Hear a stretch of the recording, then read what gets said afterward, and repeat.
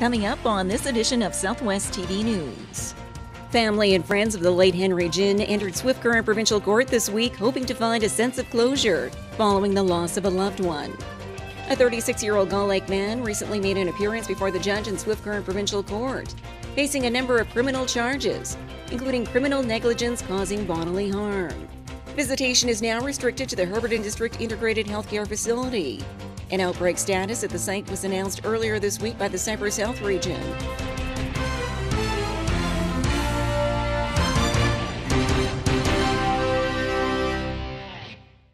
Thanks for joining us here today. A Herbert murder case dating back to September of 2013 continues to drag on through the court system. We have more in today's top story. Family and friends of the late Henry Jin entered Swift Current Provincial Court this week hoping to find a sense of closure following the loss of a loved one. The accused and lone suspect in the case, 27-year-old Jerry Chu, was transported in from Regina remand for the preliminary hearing. Chu is charged with second-degree murder in the death of 79-year-old Henry Jin, also of Herbert, break-and-enter and robbery of the victim's home, willfully attempting to obstruct justice, and interfering with the human remains of the victim.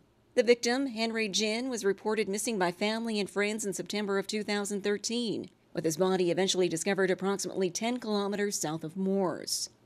A publication ban was ordered by the judge this week. Therefore, details of what was discussed in the courtroom by the witnesses, Crown, and defense cannot be published. And following 2 days of deliberation, the Crown and the defense requested an adjournment until March 27th. Jerry Chu will remain in custody in Regina until that date. Chu has been in custody since his initial arrest in September of 2013.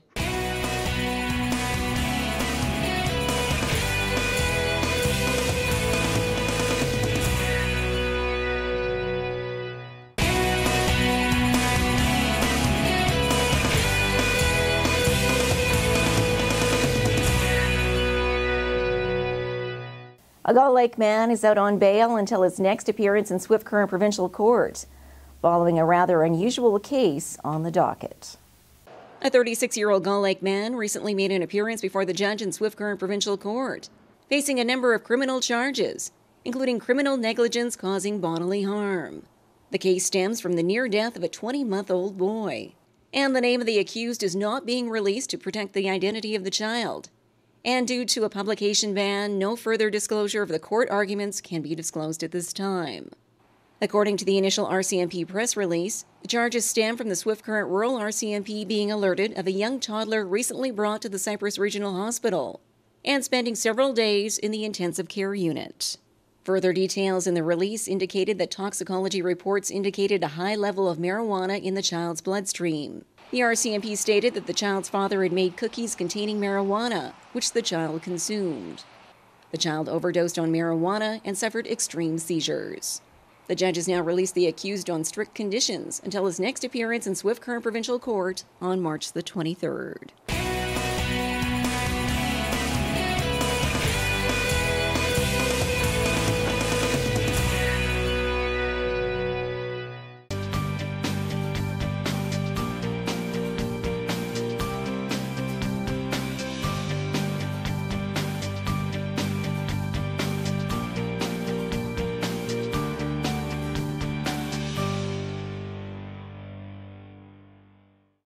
There's something special happening in the small southwest community of Bracken.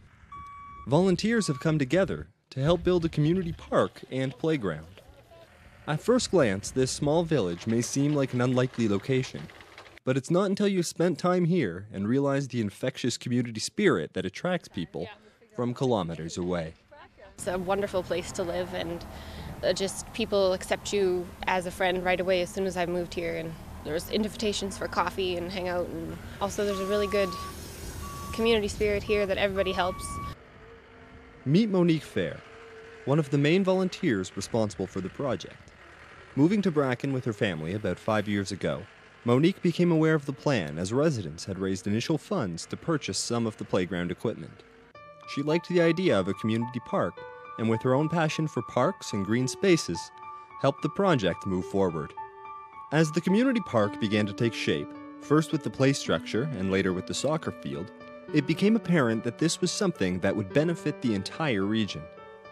Having a population of about 22 people, soccer season would see the community balloon, with over 80 kids participating. With that many children playing, it also became apparent that the park required additional elements. The next phase of development would see the volunteers come together to help mix cement, cut rebar, dig, and drill. When it was completed, a new swing set was constructed for the younger children, a tetherball was added for the older kids, and receptacles as well as park benches were added to improve the park aesthetics. With partners including the Village of Bracken, the Bracken Soccer Group, local farmers, Bracken 4-H, and Community Futures Southwest, everyone who participated in the project came away with a sense of community pride, which Monique says is vital to the community. I believe that rural areas give something that cities don't do anymore. There's a certain accountability, and you are known, and people care for each other, and they watch out for each other.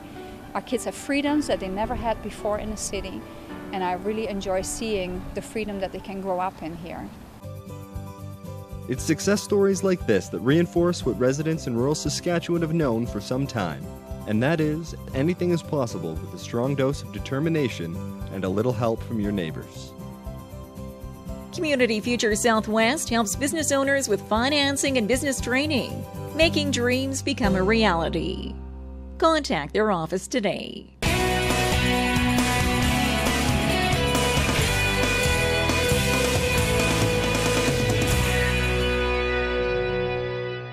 Flu season is still in full swing and has forced an outbreak status at a Herbert facility. Visitation is now restricted to the Herbert District Integrated Healthcare Facility.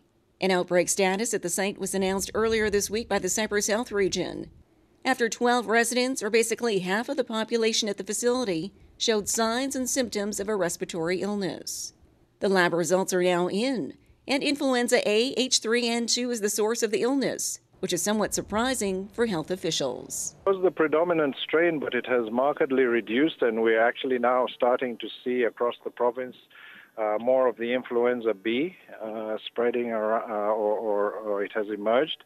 So it's a bit of a surprise to still see the A, but it's the tail end of the A, so it's not over yet.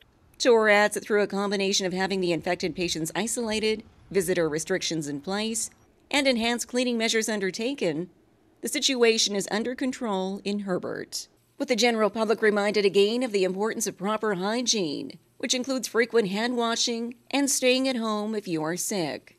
And as we head into March, flu strains will be circulating for many weeks to come.